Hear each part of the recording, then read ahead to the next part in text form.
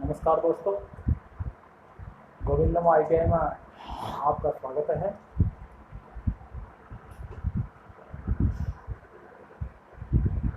कल पढ़ रहे थे अपन प्रतिरोधों का समांतर संयोजन। प्रतिरोधों के समांतर संयोजन में समांतर संयोजन इसलिए किया जाता है कि विभिन्न प्रतिरोध के मान होते हैं, उनसे जो अपन को उचित मान प्राप्त करना है उसके लिए उनका समांतर संयोजन किया जाता है। समांतर संयोजन में जिस प्रतिरोध का मान कम होता है उससे भी कम मान का प्रतिरोध हमको प्राप्त होता है। जैसे कल पढ़ रहे थे अपन कि एक परिपथ में R1, R2 और R3 प्रतिरोध लगे हुए हैं। इन प्रतिरोधों का मान 1 ओम, 2 ओम और 3 ओम है।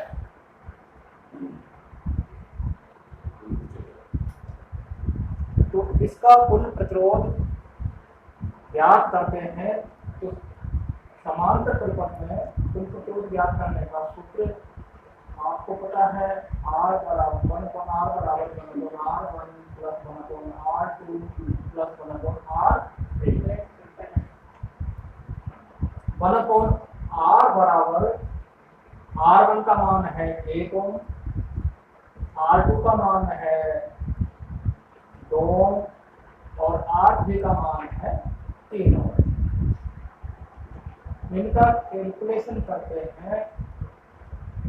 6 प्लस 3 प्लस 2 बराबर 11/6 1/R बराबर। तो R बराबर होगा 6/11 बराबर 0.545। ये ओम आया। तो ये देखते हैं हम कि इसमें जो 1 ओम का प्रतिरोध लगा हुआ है समांतर परिपथ में, उससे भी कम मान का प्रतिरोध हमको प्राप्त हुआ। समांतर परिपथ का जो कुल प्रतिरोध प्राप्त हुआ वो समांतर क्रम में लगे हुए प्रतिरोधों में सबसे कम मान का, जैसे 1 ओम है, उससे भी कम मान का प्रतिरोध अपन को प्राप्त हुआ।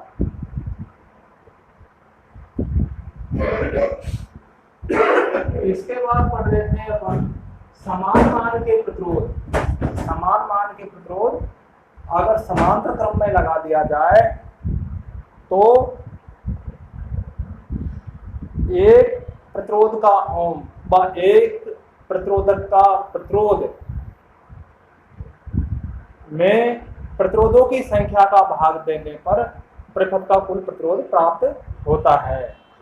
जैसे इस परिपथ में अपन ने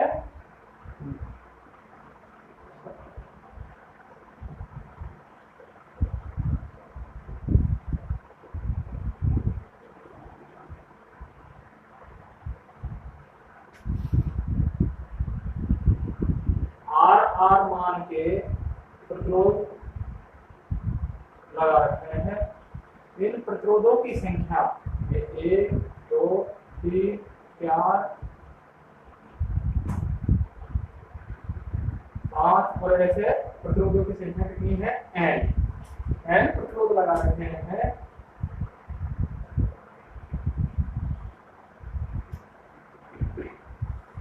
परिपथ का कुल प्रतिरोध क्या होगा? तो इस परिपथ का प्रतिरोध दोस्तों, कुल प्रतिरोध, जैसे परिपथ का कुल प्रतिरोध R है, तो समांतर में जुड़े हुए प्रत्येक प्रतिरोध का मान R ओम है और प्रतिरोधों की संख्या n है। तो एक प्रतिरोध का प्रतिरोध बटा प्रतिरोधों की संख्या से भाग देने पर परिपथ का कुल प्रतिरोध प्राप्त होता है।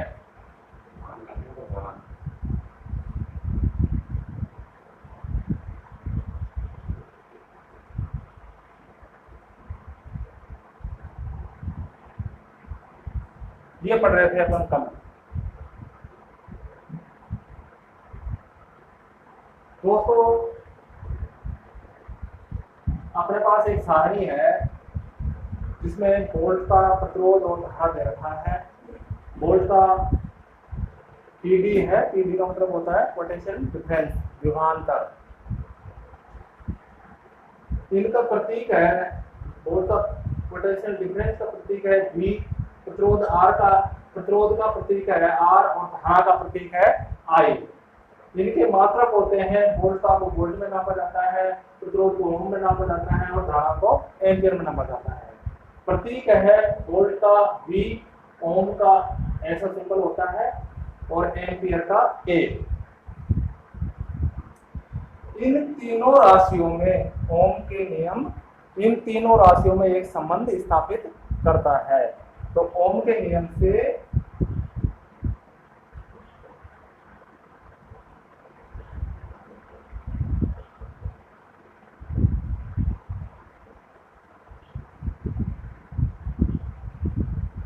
उपरोक्त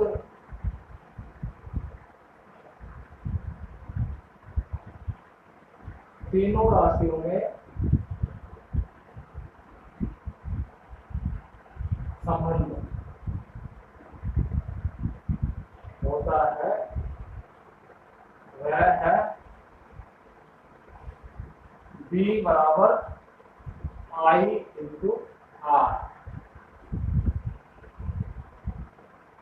तो इसका मतलब यह है किसी प्रतिरोध के सिरों पर विभवांतर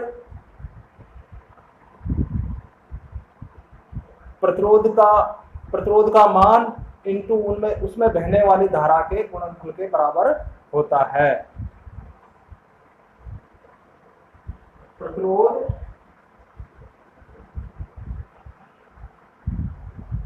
के सिरों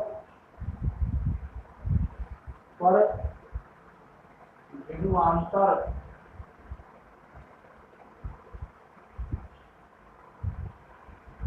प्रतिरोधक का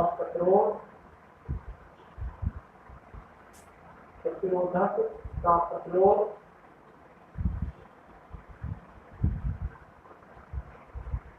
वह उसमें बहने वाली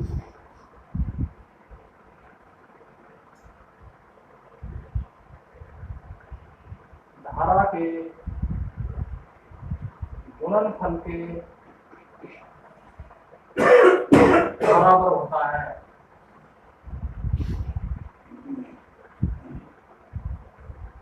ठीक है दोस्तों,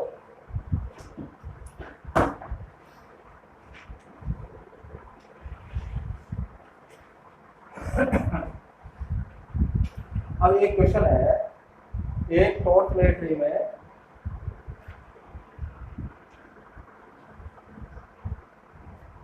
क्वेश्चन है, एक टॉर्च बैटरी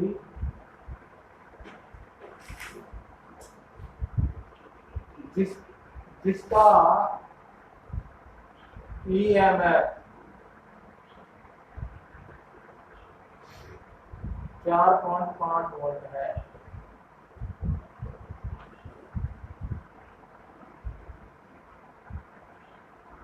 शून्य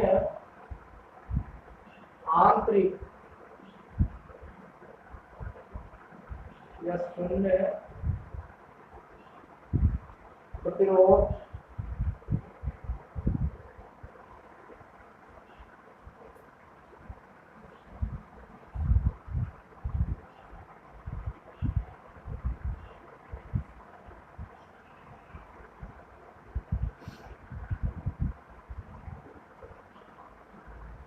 एक लैंप को 0.2 एम्पियर की धारा प्रदान करती है, तो लैंप का प्रतिरोध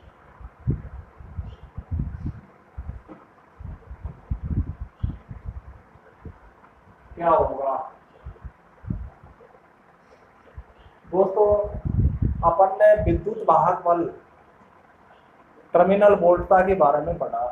क्या पढ़ा था कि विद्युत भाजबल टर्मिनल वोल्टता प्लस स्रोत में वोल्टेज ड्रॉप के बराबर होता है। जैसे E बराबर होता है V प्लस IR, ये पढ़ा था अपन ने। और ये IR होता है स्रोत में वोल्ट का पार या वोल्टेज ड्रॉप। तो यहाँ इस क्वेश्चन में अपन देखते हैं कि EMF उसका 4.5 वोल्ट है और शून्य प्रतिरोध है। तो ये शून्य प्रतिरोध लिख रखा है, वह स्रोत का आंतरिक प्रतिरोध है। ये शून्य लिख रखा है, वह स्रोत का आंतरिक प्रतिरोध है। तो अपन देखते हैं E बराबर V plus I into R का मान 0 है, शून्य। क्योंकि स्रोत का आंतरिक प्रतिरोध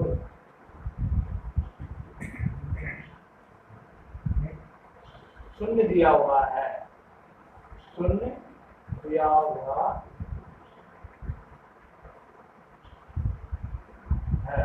कहाँ दिया हुआ है? ये यहाँ दिया हुआ है, इसलिए E बराबर V होगा। कहने का मतलब जो EMF है वही विभवांतर होगा या टर्मिनल वोल्टता होगी, बराबर 4.5 वोल्ट। अपना क्वेश्चन है, अब ओम के नियम से देखते हैं इसको। ओम के नियम से V बराबर IR, R बराबर होगा V/I। यहाँ दे रखा है V का मान 4.5 वोल्ट और I का मान दे रखा है 0.2 एम्पियर, बराबर हो गया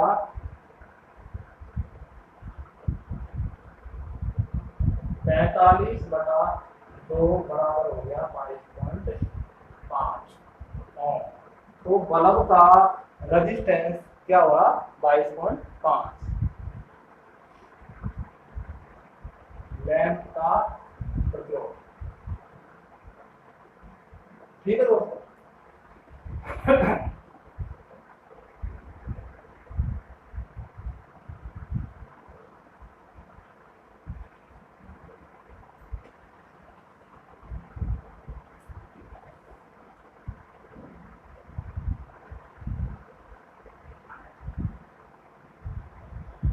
ओम के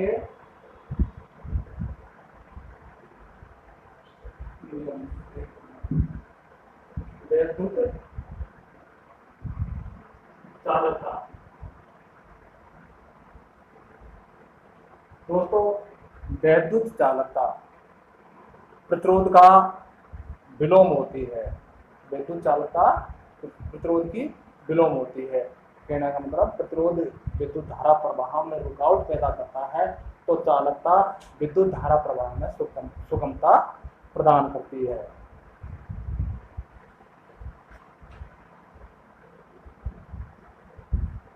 वैद्युत चालकता प्रतिरोध की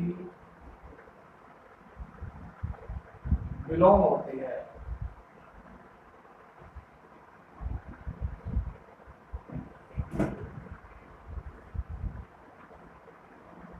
कहने का मतलब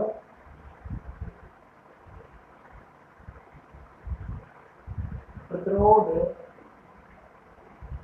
विद्युत धारा प्रवाह में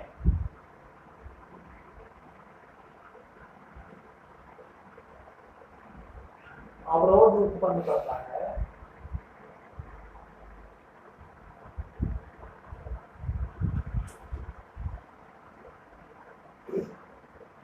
तो चालक का विद्युत धारा प्रवाह में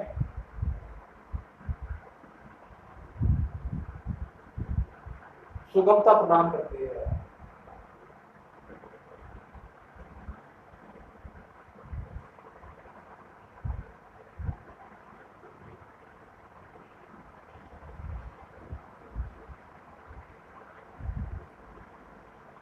ओम के नियम से, ओम के नियम से V बराबर आई आर।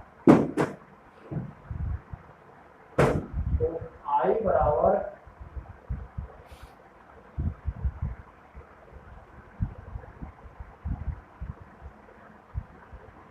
V बटा R ये होता है दोस्तों।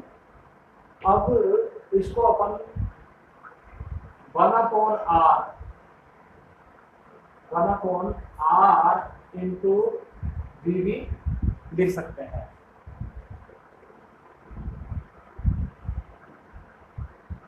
I बराबर GV।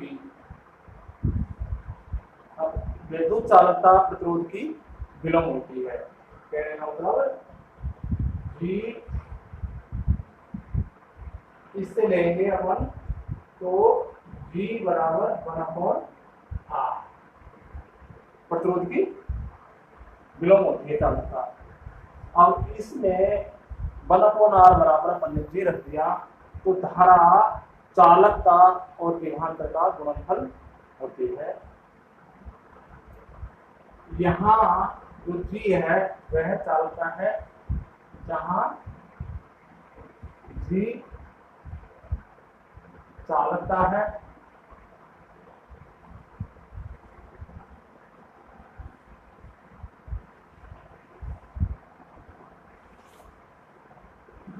इसका मात्रक साइमन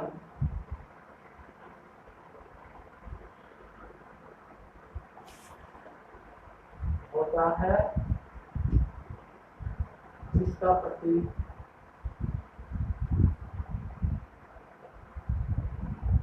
S होता है। साइमन का प्रतीक S होता है। जो S है वो साइमन का प्रतीक है।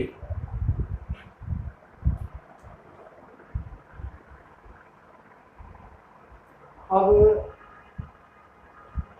इस सूत्र में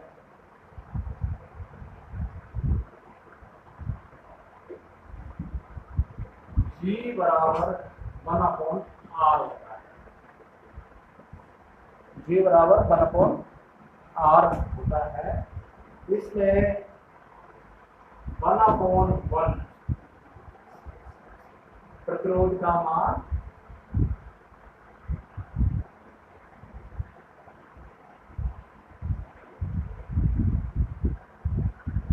1 ओम है।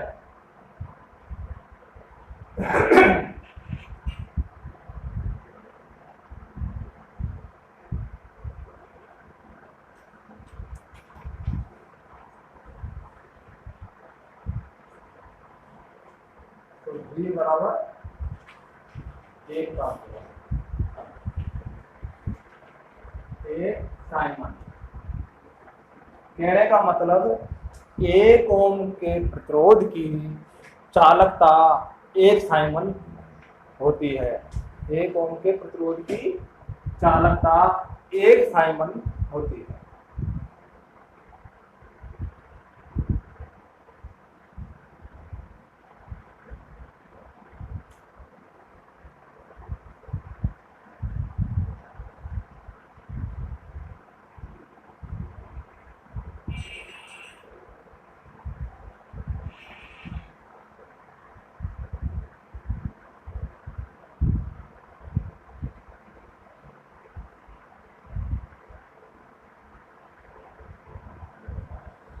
यदि R बराबर 4 ओम है तो चालकता होगी। ऐसे छोटे छोटे क्वेश्चन आते हैं भैया। अब आपको पता है कि चालकता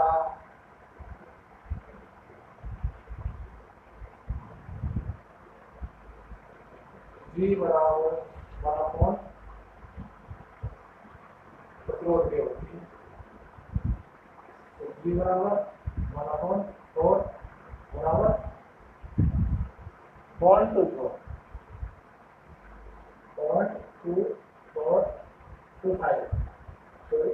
0.25 साइमन या इसको ऐड कर सकता हूं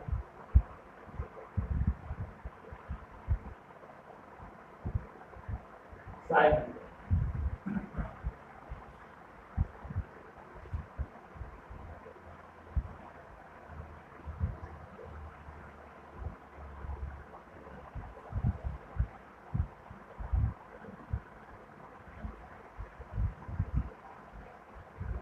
किसी परिपथ में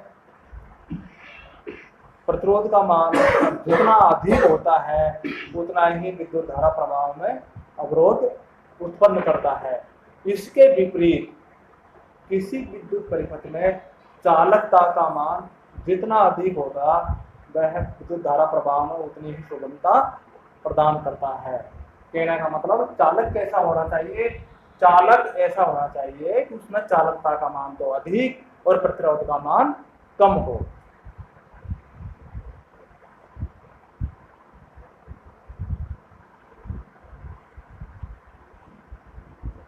परिपथ प्रतिरोध जितना अधिक होगा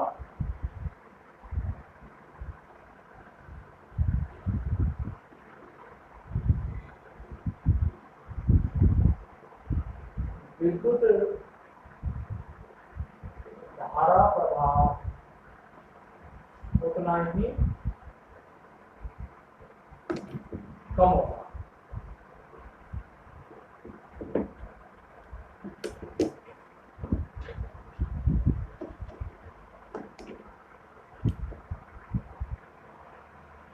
तो इस लैंग्वेज से, इस लाइन से ये निष्कर्ष निकला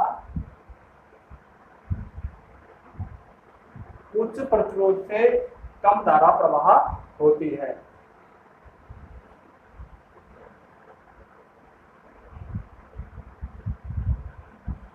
दूसरा, उच्च चालकता विद्युत धारा प्रवाह में सुगमता प्रदान करती है।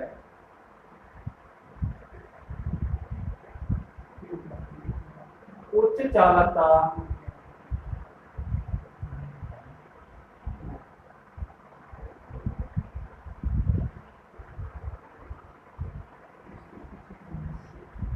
विद्युत धारा प्रवाह में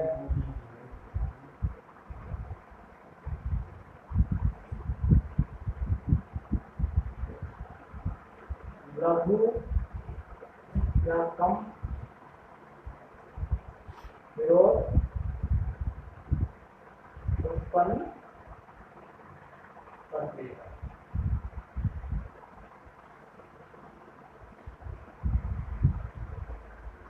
अतः उच्च चालकता से अधिक धारा बह जा सकती है। अतः उच्च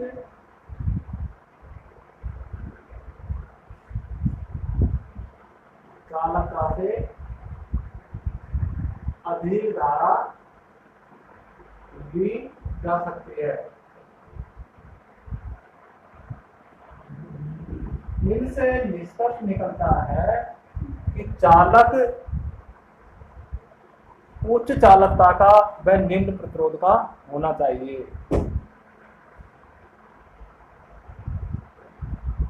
चालक उच्च चालकता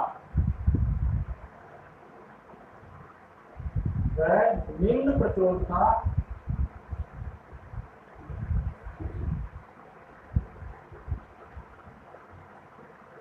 होना चाहिए। यह निष्कर्ष निकलता भाइयों इससे।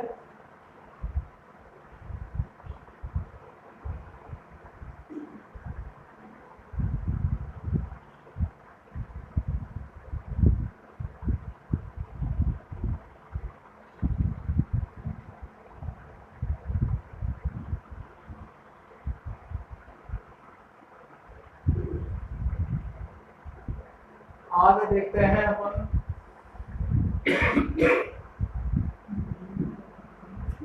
नोड या संधि। Node and junction. संधि को समझने के लिए भाइयों, जैसे धारा जल प्रवाह का एग्जांपल लेते हैं अपन। जल एक नदी से W मात्रा में आ रहा है, जल आ रहा है आपका एक नदी से W मात्रा में आ रहा है। इसको अपन दो भागों में विभाजित कर देते हैं।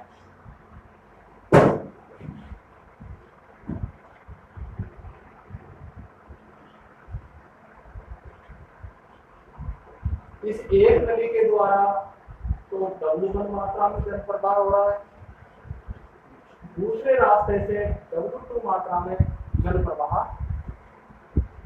हो रहा है। ये दोनों W1 W2 जुड़ करके वापिस W मात्रा में दूसरी नदी द्वारा प्रवाहित हो रही है।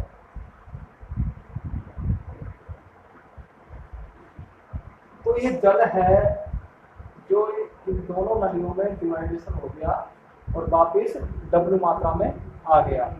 तो कहने का मतलब W बराबर W1 प्लस W2। तो समांतर परिपथ में विद्युत धाराएं मुख्य धारा के विद्युत समांतर परिपथ में जो विद्युत धाराएं हैं उनका योग परिपथ की मुख्य धारा के बराबर होता है।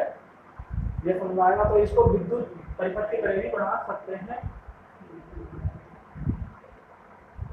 ये आपका विद्युत परिपथ है, यहाँ I मात्रा की विद्युत धारा दे रही है, इसमें I1 मान की दे रही है, इसमें I2 मान की विद्युत धारा दे रही है। ये विद्युत धारा यहाँ जाकर के वापिस I मान में बदल जाती है। तो दोस्तों जो ये बिंदु है, ये A बिंदु है और ये B बिंदु है। ये बिंदु नोड या जंक्शन कहलाते हैं। कहने का मतलब जहाँ धारा एक से अधिक पथों में विभाजित होती है या धारा एक से अधिक पथों में आ रही है, वह एक पथ में आकर मिलती है, बहती है, तो उन बिंदुओं को अपन नोड या संधि अंग्रेजी में जंक्शन कह सकते हैं, कहते हैं।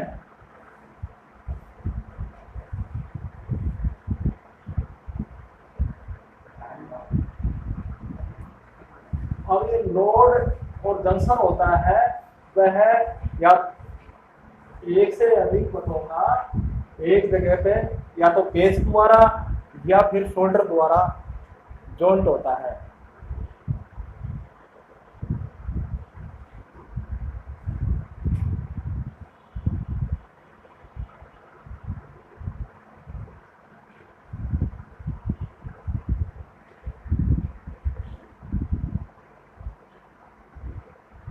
नोड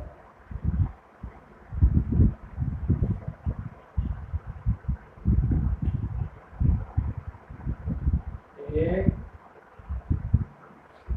शोल्डर या पेच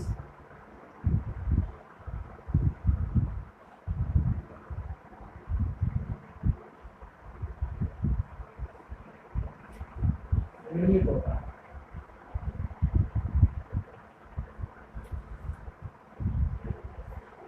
जैसे यहाँ मेन धारा आ रही है, ये दो जगह बढ़ रही है, तो इस जगह पे या तो सोल्डर किया हुआ होगा या पेज से लगा हुआ होगा।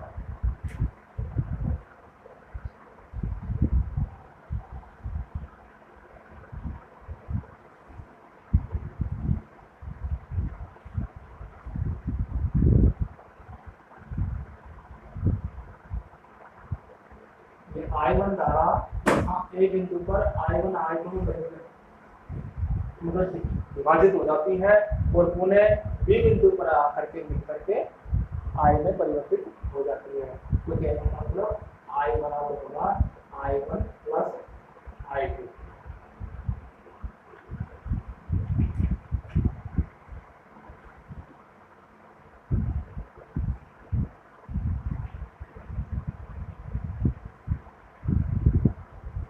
अब जैसे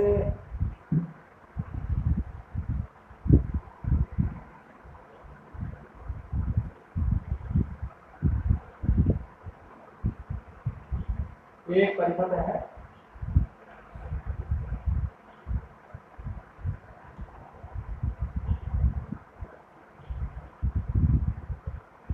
इसमें 3 प्रतिरोध लगे हुए हैं।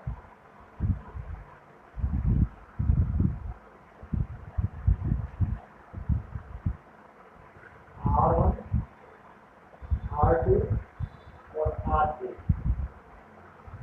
इसमें जो धारा बह रही है वह I। यहाँ एक बिंदु पर जाकर के धारा 3 जगह विभाजित हो जाती है।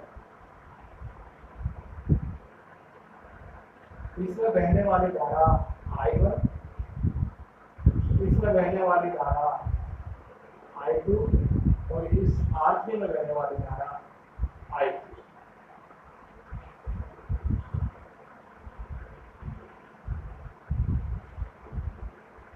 तो ये I है, जो ये R1, R2, R3 3 घटक है अपने पास समांतर परिपथ में। तो इनमें जो धारा बह रही है इनका योग इस मुख्य धारा I के बराबर होगा। तो I बराबर I1 plus I2 plus I3।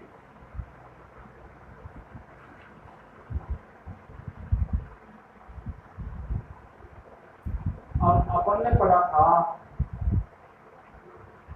I बराबर GP के, पढ़ा था भाई।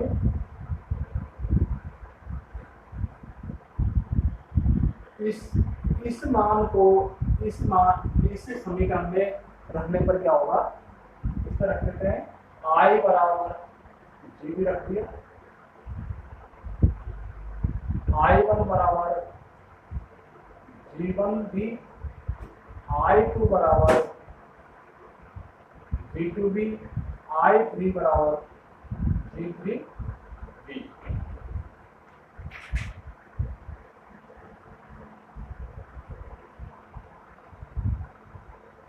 तो समीकरण के अनुसार GV बराबर G1 भी प्लस G2 भी प्लस G3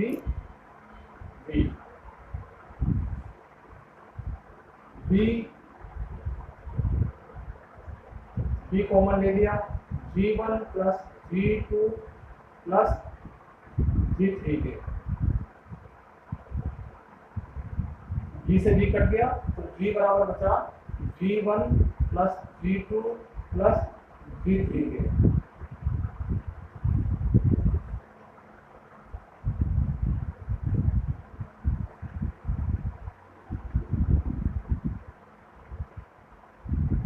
यहाँ I1 बराबर G1 भी, I2 बराबर G2 भी, I3 बराबर G3 भी और ये I बराबर G भी। तो इस परिपथ से ये निष्कर्ष निकला अपना, समांतर पथ की व्यक्तिगत चालकताएं, जो समांतर पथ है ये R1, R2, R3 जो समांतर में लगे हुए हैं, इनकी जो चालकता है G1, G2, G3, वह जो मेन स्रोत की मेन चालकता है G, उसके बराबर होती है। कहने का मतलब समांतर पथ की व्यक्तिगत चालकताओं का योग स्रोत की चालकता के बराबर होता है। तो ये G1, G2 ये है व्यक्तिगत चालकता।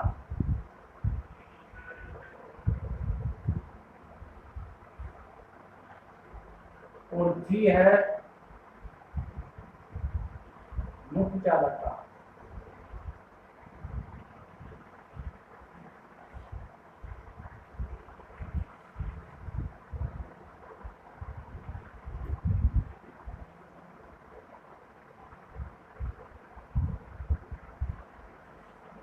तो अब इससे क्या निष्कर्ष निकलता है, जैसे चालकता इस मेन लाइन की चालकता है वो इन चालकताओं के योग बराबर होती है। तो पतले पतले तारों को समांतर क्रम में जोड़कर उनकी चालकता बढ़ाई जा सकती है। जैसे किसी चालक की चालकता बढ़ानी है तो उस चालक के समांतर क्रम में एक और चालक जोड़ दो तो उसकी चालकता बढ़ जाएगी।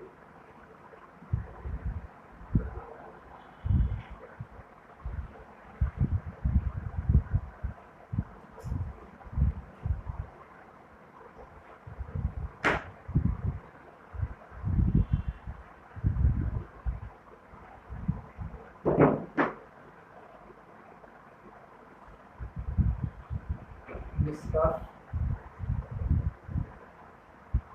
समांतर पथों की चालकता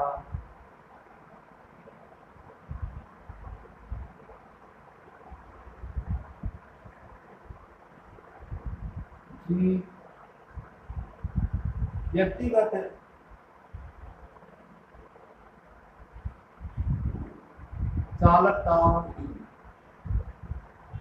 चालकताओं के